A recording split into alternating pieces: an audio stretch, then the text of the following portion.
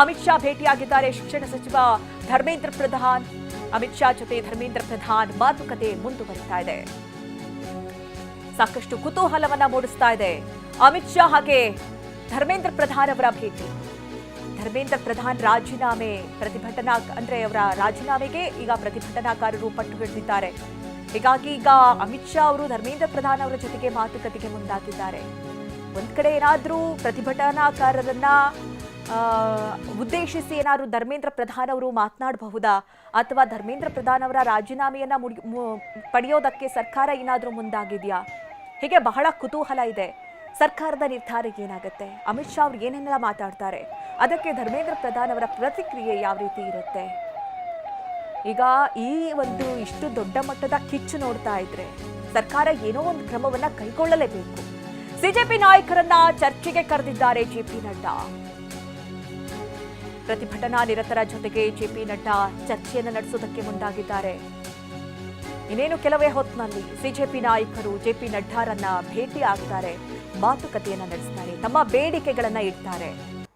ಮುಂದಿನ ದಿನಗಳಲ್ಲಿ ಈ ರೀತಿಯ ಪರಿಸ್ಥಿತಿಯನ್ನ ತರಬೇಡಿ, ಏಕೆಂದ್ರೆ ಕಷ್ಟಪಟ್ಟು ಓದಿ ಏನೋ ಒಂದು ಮಾಡಬೇಕು ಅಂತ ಹೇಳಿ ವಿದ್ಯಾರ್ಥಿಗಳು ಬಂದಂತ ಸಂದರ್ಭದಲ್ಲಿ ಪದೇ ಪದೇ ಇಂತಹ ಅಕ್ರಮಗಳು ನಡೀತಾ ಇದ್ರೆ, ಅದರ ವಿರುದ್ಧವಾಗಿ ಸರ್ಕಾರ ಯಾವುದೇ ರೀತಿ ಕ್ರಮ ಕೈಗೊಳ್ಳದೇ ಇದ್ರೆ ಮತ್ತೆ ರೀ ಎಕ್ಸಾಮ್ ಬರೆಯೋದಕ್ಕೆ ವಿದ್ಯಾರ್ಥಿಗಳ ಮೇಲೆ ಪ್ರೆಷರ್ ಹಾಕ್ತಾ ಇದ್ರೆ, ಅದರಲ್ಲೂ ಧರ್ಮೇಂದ್ರ ಪ್ರಧಾನ್ ಅವರು ಸಚಿವರಾಗಿದ್ದಂತ ಸಂದರ್ಭದಲ್ಲೇ 2-3 ಬಾರಿ ಈ ರೀತಿಯ ಅಕ್ರಮ ನಡೆದಿದೆ ಅಂತ ಆದ್ರೆ ಅವರನ್ನು ಯಾಕೆ ಕೆಳಗಿಳಿಸಬಾರ್ದು? ಅವರ ರಾಜೀನಾಮೆ ಯಾಕೆ ಪಡಿಬಾರ್ದು? ವಿದ್ಯಾರ್ಥಿಗಳಿಗೆ ಈ ಮೂಲಕ ನ್ಯಾಯ ಯಾಕೆ ಕೊಡಿಸಬಾರ್ದು? ಈ ರೀತಿಯ ಪ್ರಶ್ನೆಗಳನ್ನ ಸಿಜೆಪಿ ನಾಯಕರು ಮುಂದಿಡ್ತಾ ಇದ್ದಾರೆ. ಹೀಗಾಗಿ ಈಗ ಜೆಪಿ ನಡ್ಡಾರನ್ನ ಭೇಟಿ ಆಗ್ತಾರೆ, ಒಂದಷ್ಟು ಮಾತುಕತೆ. ಪುಣೆಯಲ್ಲೂ ನೀಟ್ ಅಕ್ರಮದ ವಿರುದ್ಧ ಪ್ರತಿಭಟನೆ. ಧರ್ಮೇಂದ್ರ ಪ್ರಧಾನ್ ರಾಜೀನಾಮೆಗೆ ಒತ್ತಡ ಹೆಚ್ಚಾಗ್ತಾ ಇದೆ. ಸಿಜೆಪಿ ಹೋರಾಟಕ್ಕೆ ಪ್ರತಿಭಟನೆ. ಸಾಕಷ್ಟು ಪ್ರತಿಭಟನಾಕಾರರು ಕೂಡ ಬೆಂಬಲವನ್ನು ವ್ಯಕ್ತಪಡಿಸ್ತಾ ಇದ್ದಾರೆ. ಪುಣೆಯ ಎಫ್ಟಿಟಿಐ ವಿದ್ಯಾರ್ಥಿಗಳು ಕೂಡ ಪ್ರತಿಭಟನೆಯನ್ನ ಮಾಡ್ತಾ ಇದ್ದಾರೆ.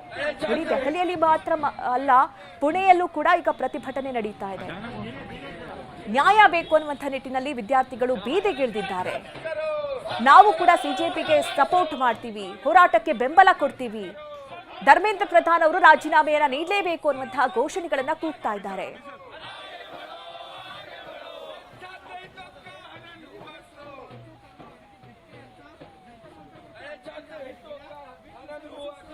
ನೋಡಿ, ಒಂದ್ ಕಡೆ ನೀವು ನೋಡ್ತಾ ಇರುವಂತದ್ದು ದೆಹಲಿಯ ಜಂತರ್ ಮಂತರ್ನಿಂದ ಯಾವಾಗ ಸಂಸತ್ ಭವನದ ಕಡೆ ಪ್ರತಿಭಟನಾಕಾರರು ತೆರಳುತ್ತಾ ಇದ್ರು ಆ ಸಂದರ್ಭದಲ್ಲಿ ಆದಂತಹ ಲಾಠಿ ಚಾರ್ಜ್ ಆ ದೃಶ್ಯಗಳನ್ನ ಒಂದು ಭಾಗದಲ್ಲಿ ಗಮನಿಸ್ತಾ ಇದ್ದೀರಿ. ಇನ್ನೊಂದು ಭಾಗದಲ್ಲಿ ಅಶ್ರುವಾಯು ಪ್ರಯೋಗ ಆಗ್ತಾ ಇರುವಂತಹ ದೃಶ್ಯಗಳು, ಜೊತೆಗೆ ಪೊಲೀಸರು ಎಷ್ಟೇ ಪ್ರಯತ್ನ ಮಾಡಿದ್ರೂ ಕೂಡ ಪ್ರತಿಭಟನಾಕಾರರನ್ನ ತಡೆಯೋದಕ್ಕೆ ಸಾಧ್ಯವಾಗ್ತಾ ಇಲ್ಲ, ಆ ದೃಶ್ಯಗಳನ್ನ ಗಮನಿಸ್ತಾ ಇದ್ದೀರಿ.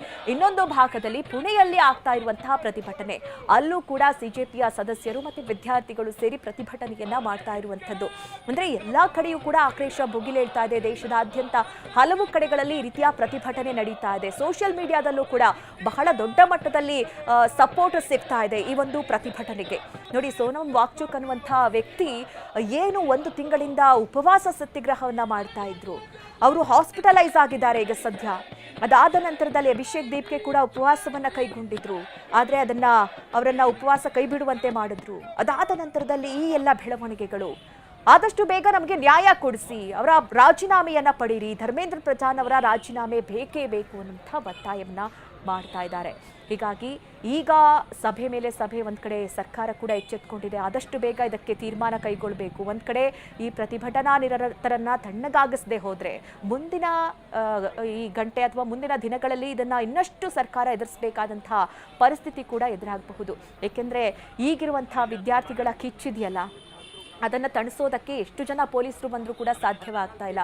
ಮುಂದಿನ ದಿನಗಳಲ್ಲಿ ಸರ್ಕಾರ ಈ ಒಂದು ಎಫೆಕ್ಟ್ ಅನ್ನ ಎದುರಿಸಬೇಕಾಗುತ್ತೆ. ಹಾಗಾಗಿ ಆದಷ್ಟು ಬೇಗ ಇದನ್ನ ತಿಳಿಗೊಳಿಸುವಂತಹ ನಿಟ್ಟಿನಲ್ಲಿ ಸರ್ಕಾರದ ಪ್ರಯತ್ನ ಕೂಡ ನಡೀತಾ ಇದೆ.